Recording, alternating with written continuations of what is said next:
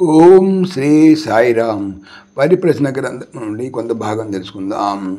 ఒక దర్శనాభిలాషి మనస్సునకు శిక్షణ ఇచ్చుట చాలా కష్టముగా దోచుతున్నది. ప్రేమ మార్గమును ఎందుకు అనుసరించకూడదు? సాయి, ప్రేమ మార్గము కూడా అంత సులభమైనది కాదు. ప్రాపంచికమైన మితిమీరిన ప్రేమ సమస్థితిని దెబ్బతీయవచ్చును.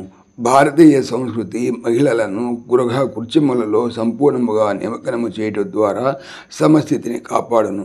కానీ దివ్యత్వమునకు అనంతమైన ప్రేమ ఉండొచ్చును. ఏ ప్రమాదము లేదు. ప్రాపంచిక ప్రేమకు హద్దులు తప్పనిసరి. భగవత్ ప్రేమకు హద్దులు లేవు, పరిమితులు లేవు. ఏ విషయమునైనా అర్థం చేసుకోలేకున్నా అంతగా ప్రమాదము లేదు, కానీ అపార్థము చేసుకుని చాలా ప్రమాదము. అమెరికాలో చలనచిత్రములు నీతిబాహ్యమైనవైనా సరిపెట్టుకోవచ్చును, కానీ భారతదేశంలో అవి అవినీతిని పెంచి స్త్రీల పట్ల గౌరవంను నాశనము చేయను. ఒక దర్శనాభిలాషి అమెరికాలోని గురువుల విషయం ఏమిటి?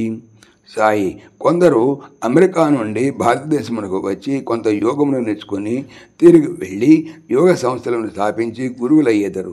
వారు చాలా కొద్దిగా స్వాధ్యాయము చేయుదురు, కానీ ప్రతి ప్రశ్నకు సమాధానమిచ్చుటకు సంసిద్ధులవుతారు. నిజమైన గురువు సాధన చేయుచు తాత్విక జీవితమును గడుపును.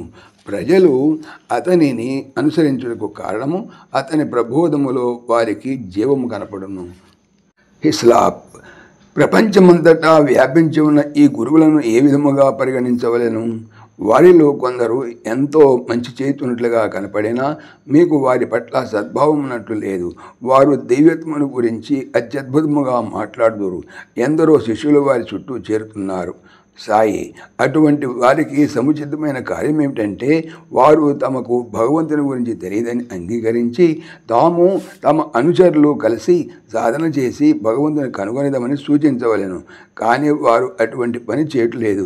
వారి ఆలోచన ఏమిటంటే సమాధానమును సేకరించి ఆ సమాచారం అంతా వారి సొంత విజ్ఞానమని నటించుచు పాటల పాడు యంత్రముల వలె తిరిగి ఆ సమాచారమునంతా అందజేయుదురు.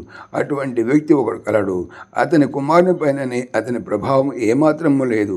తన సొంత కుటుంబ సభ్యులకే మార్గదర్శి కాలేని వ్యక్తి ఇతరులకు మార్గము చూపుటకు బయలుదేరును. అది హాస్యాస్పదము. హిస్లాప్. ఇంకొక తరహా గురువులు జన్మతః భారతీయులుండి అమెరికాకు తరలివచ్చువారు.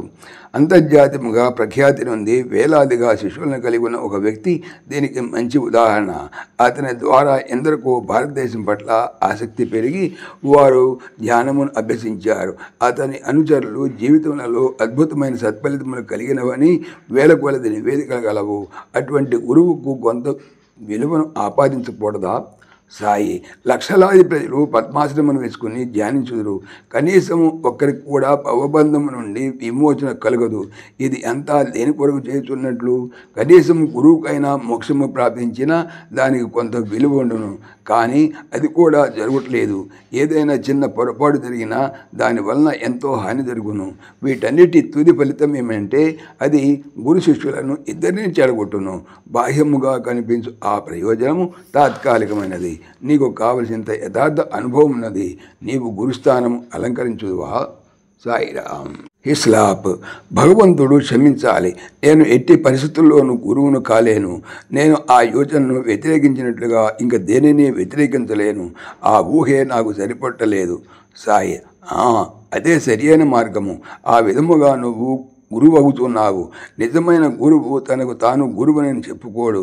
అతను తన సాధనలో తాను ప్రజల దృష్టికి అందకుండా నిమగ్నుడవును.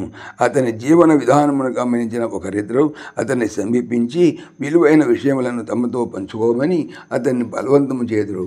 అట్టి అభిలాష గలవారు అతని నుండి కొంత వాస్తవమైన సహాయమును పడగలరు. జై సాయిరామ్. ఓం శ్రీ సాయిరామ్. ఈ ఛానల్కి సంబంధించినటువంటి పూర్తి సమాచారము డిస్క్రిప్షన్లో చూడవచ్చును. సాయిరామ్.